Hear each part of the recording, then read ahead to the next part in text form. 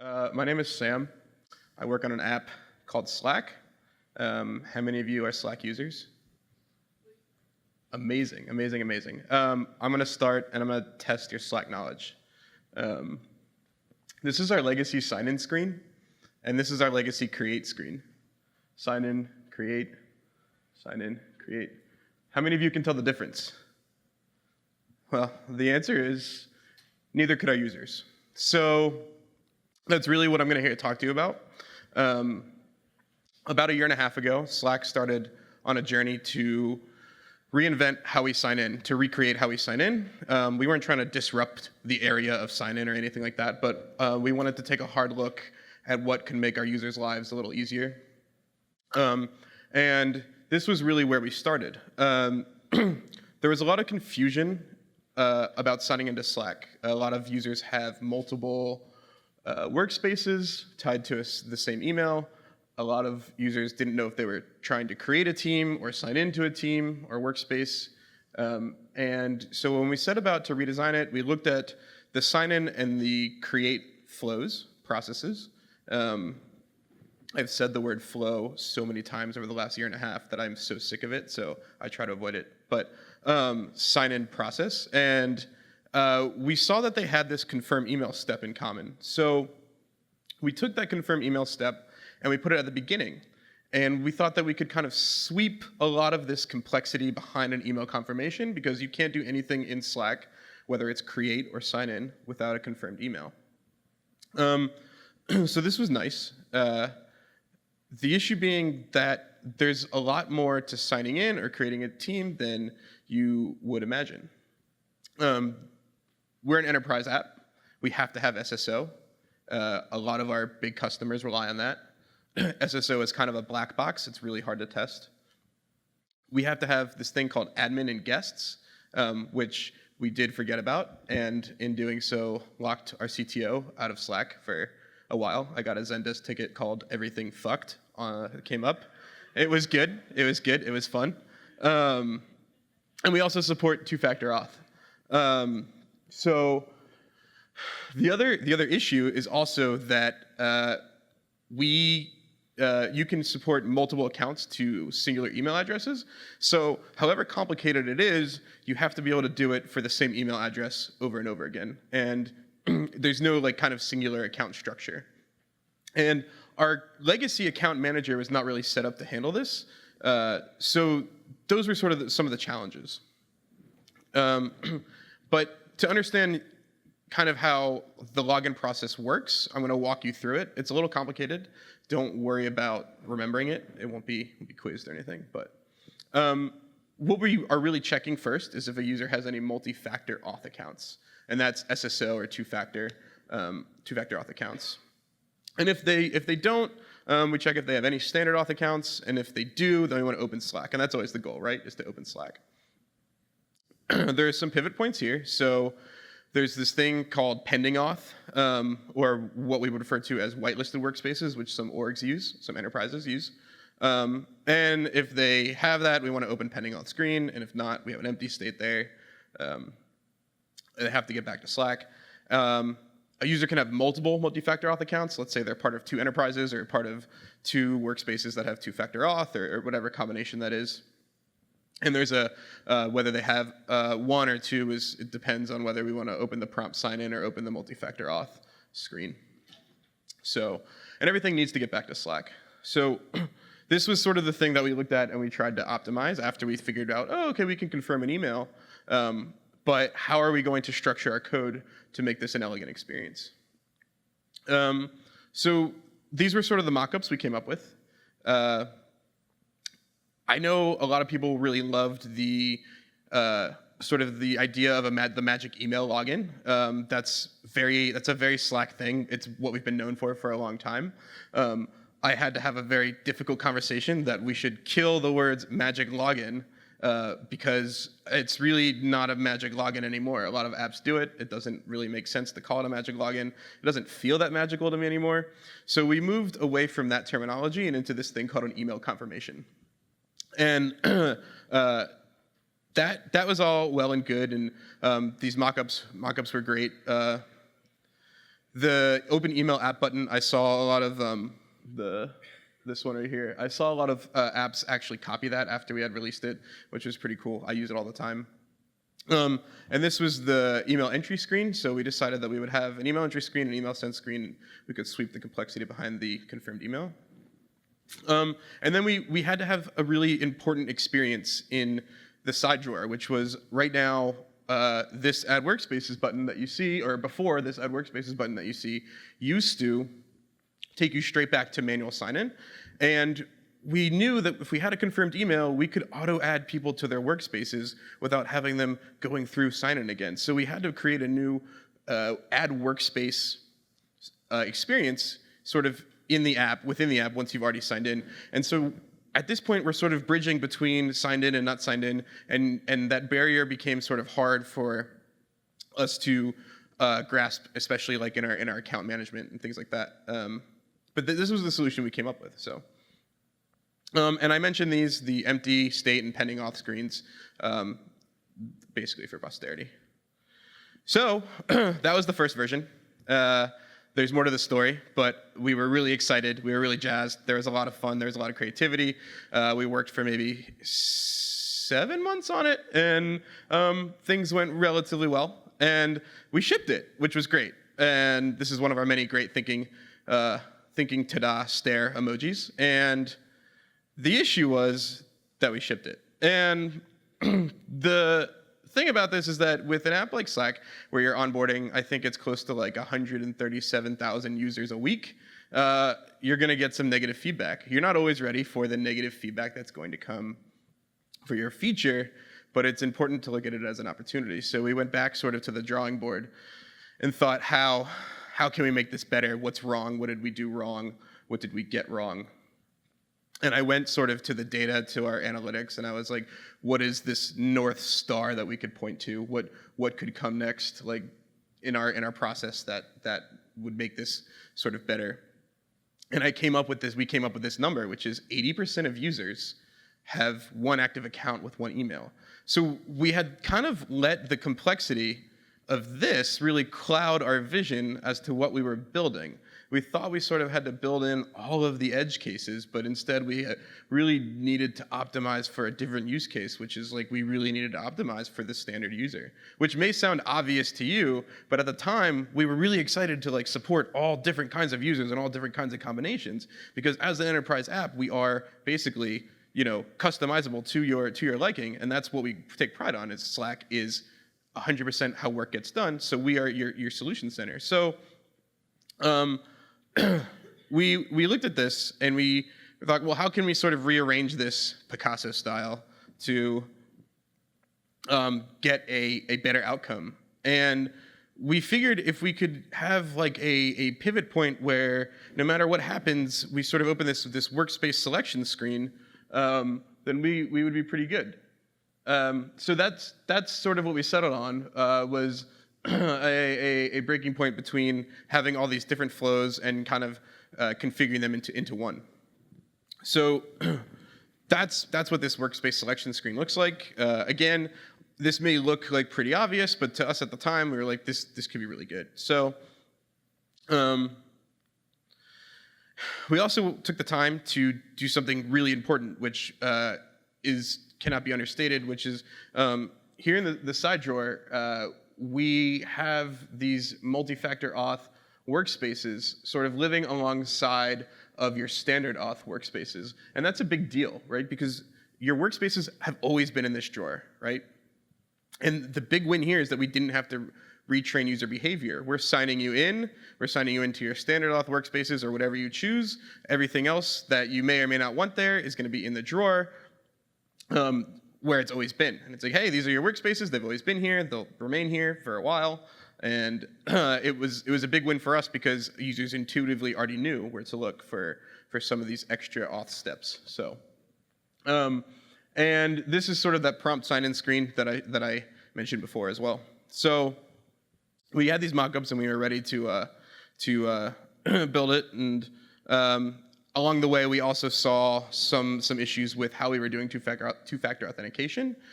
When coming from an email confirmation, we weren't doing two-factor authentication natively. And there's an issue if you're using something called app links, which are what used to be deep links, but are now like the authenticated version of app links. If a app can't find, if an app is trying to deep link into itself, it will basically fail, or app link into itself, it'll basically fail and open a browser instead. So we took the time to do this natively, and we saw a lot of login loops drop that way, which is really good. So that was some of the product challenges, right? And of course, this is droidCon. There are technical challenges as well, and I'm going to walk through a couple of those. If you're willing to learn some RxJava and Kotlin in a few seconds, and bear with me. The important thing about this is, so this is how we structure architecture at Slack. It's very vanilla MVP. You have a contract between your presenter and your view that lets you interact with your view via the presenter and unit test it. There's a lot of articles on it. I won't go into it. But the important part is this RxJava piece. We use RxJava. We expose observable interfaces to our model layer, which could be a database, it could be network, it could be UFOs. It doesn't really matter. And we expose this observable interface. And so we get a lot of presenter contracts that sort of look like this. And under the hood here in the presenter, we're doing Rx. And so the issue is in your presenter, you have a lot of things that look like this. So you have a service, maybe a login service, and you're subscribing to it. And you have on error and load, on next. The issue being that when you're working in sign-in with this many code paths, or you're working with anything with this many code paths, we were doing a lot of work essentially when our subscriber was getting notified on next events. And this is really brittle code, right? Because it's basically just a long if-else of our conditions, and it's very non-deterministic. And there's a lot of room there for things to break. Someone comes back in a few days, a few months, a few years, and they change something, and all of a sudden, you've broken this long sprawl of call chains, right? And so around this time, I had been reading up around about MVI, which is a lot of Rx boilerplate, and but also how it uses result and event classes to power its sort of like input and output driven architecture model. And we had also been switching to Kotlin around that time, which I've always been a big proponent of. And we started experimenting with something called sealed classes, which, if you're not familiar, is a Kotlin implementation of they're kind of like enums, but they can contain state and they can return multiple instances of themselves. And we found that if we were to sort of structure a result class with our different code paths, and then map to that instance, then we could get essentially in our onNext an instance of that sealed class and then route appropriately, and then our subscribers would be super clean. And this is exactly what I'm talking about. So when we're sort of subscribing to a service, we can map to an instance of that sealed class, and then in our subscribe, everything becomes super clean. Everything in Kotlin is pretty super clean anyway. But this was huge, right? Like this was great. Like this makes code so easy to reason about because it's A, readable English, no joinable workspaces, single current workspace, but also B, super deterministic, like very, you can tell what is going on. It's very like great for oncoming developers. You can throw an exception in an else in that when tag, and if any like extraneous code comes in or any extraneous code paths are sort of exercising or flexing your code, then you're sort of defending against, bad coding practices or whatever it is. And so this was really great. And then the other thing is in our errors, and errors are super important when you're doing sign-in. Because a lot of the times you're making a request to a login service and you're getting back, hey, this user needs extra information via an error code, right? So a lot of times we're getting an error code of like multi-factor required or two-factor auth or something like that. And we were doing a lot of things like this, which is essentially like casting our error in on error to get the error code from it if it's an API error. And this is like just a lot of work, and B, really bad because this is an Rx stream, right? So first of all, you're in a thread, and you could be in an IO thread and end up swallowing this error if not implemented correctly. So it's a lot of responsibility on a developer, but also this could be a lot of things. It's not always going to be an API error. It could be a null pointer error in Rx2, that'll crash your stream. It could be sort of like an index out of bounds error because we have a lot of arrays going on. It could be a lot of things. So we sort of did the same thing, which is where we can fold this, if it's an API error, sort of fold it back into our Rx stream, and then in your when you're getting sort of subscribe events, then you can check for them. And so your sort of code that's interacting with your view is always going to be in your subscribe events instead of reaching outside of the stream in your on error to sort of like fuck about with the view. Excuse my language. And so this was great, right? Like this was really good. The lesson here is use Kotlin, but this was really great for us. But the issue is like why it really matters, right? And this is actually like, these animations shouldn't be in there. This is actually like a psychological experience, right? Making a first impression on a user or on a person is actually grounded very heavily in psychology. And there are actually psychology studies out there that show that new experiences that contradict a bad first impression, while good, are bound to a different context than the first impression. So no matter how good your app is after you have a bad sign-in process, it's not going to do much until you've exponentially won that over that user's interest. And this is terrible when you're working with paid users or paid subscribers that expect Slack to work great out of the box, or expect Dropbox or Box or whatever app you're doing to work great out of the box. I don't mean to pick on those. I actually don't know how their sign-in process is. So this is why it matters, and a lot of little friction sort of adds up to really big annoyances. And there's like an NSFW quote from our CEO that will drive this home, but I won't repeat it. But so that's really why it matters. And we like to say at Slack that we're competitor aware and customer obsessed. And that's really the goal of this, is that if we hadn't been obsessed with getting this completely right, we would have never sort of gone to the data and seen which users are using it in which way and what was going on. And so this is a mantra that I like to live by. And that's really it.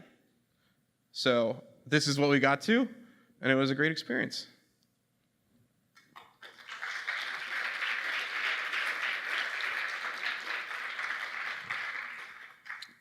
We have a lot of time left, so if anybody has questions, yeah? Totes.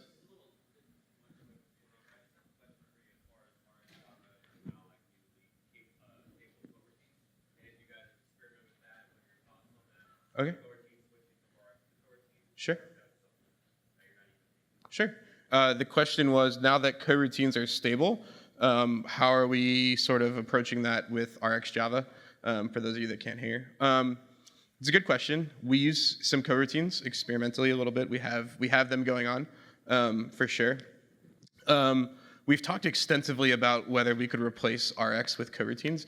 The answer is, if coroutines had enough operators, so that we could do the things that we do with Rx, then yes. But right now, there is some things that coroutines just can't do, right? Coroutines are really good, like, instead of spinning up like this like deferred observable just to do something on the background thread when you're not chaining a bunch of operators to it, then like coroutines are great, right? Because you can just launch a coroutine and have it come back, and it's way less code and it's way less boilerplate.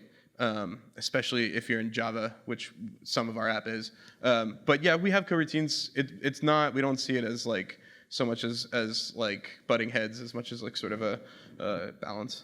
So yeah. Anyone else? Awesome. This is generally what people's faces look like when I talk about sign-in, just like eyes glaze over. So it's good. All right, I'll be around if anybody has any questions at all. I'm here to answer them. So thanks.